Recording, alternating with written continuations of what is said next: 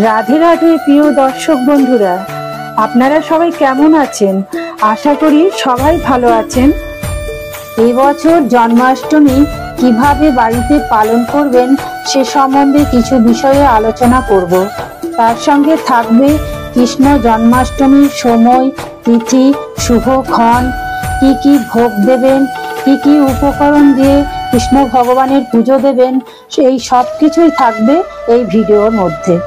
তাই বন্ধুরা, ভিডিওটা শুরু থেকে শেষ পর্যন্ত দেখার অনুরোধ রইল। ভাদ্র মাসের কৃষ্ণপক্ষের অষ্টমী তিথিতে পালিত হবে জন্মাষ্টমী। দেশ জুড়ে ভক্তগণ মেতে উঠবেন শ্রীকৃষ্ণের আবির্ভাব তিথি উদযাপনে। ঘরে ঘরে প্রায় শোনা যায় হাতি ঘোড়া পালকি, জয় কানাইয়া লাল কি। জন্মাষ্টমীতে ঘরে ঘরে এদিন পূজিত হন বালগোপাল। 2024 সালে কৃষ্ণ জন্মাষ্টমী পড়েছে আগামী সোমবার। এদিন সকলে সন্তান স্নেহে গোপালের পুজো করেন। গোপালকে নিবেদন করা হয় তার প্রিয় ক্ষীর, মাখন, মিজিরি। জন্মাষ্টমীর দিনটি ভগবান কৃষ্ণের ভক্তদের জন্য একটা বিশেষ উদযাপনের দিন। কৃষ্ণ জন্মাষ্টমী পড়েছে 26শে আগস্ট সোমবার রাত 11:20 থেকে। এই 11:20 পর থেকে যদি আপনারা পুজো দেন তাহলে খুব ভালো হয়। সারা দেশ বিভিন্ন রাজ্যে দহি হান্ডি পরব উদযাপন হয়।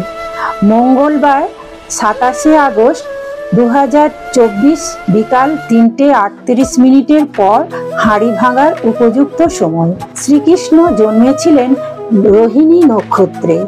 রোহিণী নক্ষত্র শেষ হচ্ছে 3:38। কথিত আছে যে ব্যক্তি এই যোগে জন্মাষ্টমী ব্রত পালন করেন তারা বৈকুণ্ঠ লাভ করেন। এবছর গৃহস্থ ও বৈষ্ণবরা একই দিনে কৃষ্ণ জন্মাষ্টমী পালন করবে। শাস্ত্র অনুযায়ী জয়ন্তী যোগে জন্মাষ্টমী ব্রত করলে অক্ষয় পূর্ণ ফল লাভ করা যায়। কৃষ্ণের কৃপায় সুখ সমৃদ্ধি লাভ সম্ভব হয়। শাস্ত্র অনুযায়ী দ্বাপর যুগে অষ্টমী তিথি ও রোহিণী নক্ষত্রে বিষ্ণু কৃষ্ণ অবতারে জন্মগ্রহণ করেন।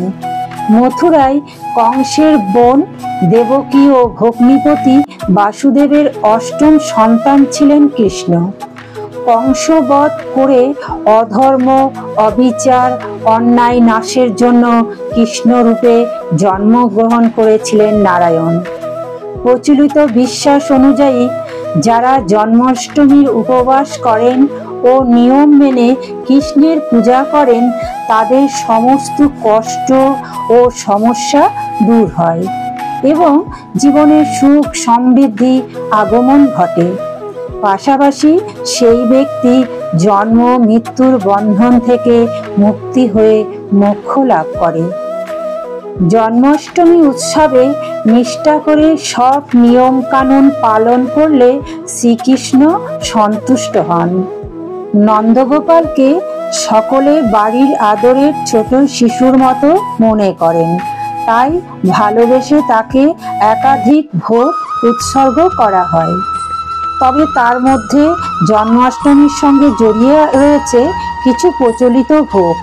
জন্মাষ্টমী ব্রত পালনের জন্য উপকরণ হিসাবে ফুল, আতপ চাল, ফলের নৈবেদ্য, তুলসী পাতা, দূর্বা, ধূপ, দীপ, পঞ্চগব্য, পঞ্চগুড়ি, পাট, বালি, মধুপকের বাটি, আসন, অঙ্গুরি সংগ্রহ করতে হয়। আর কৃষ্ণ ভগবানের স্নান অভিষেকের জন্য লাগে দুধ, ঘি, মধু, চিনি, দই। এইগুলো দিয়ে ভগবানকে স্নান করানো হয়। এই দিন উপবাস থেকে উপকরণগুলো দিয়ে শ্রীকৃষ্ণের পূজা করতে হয়।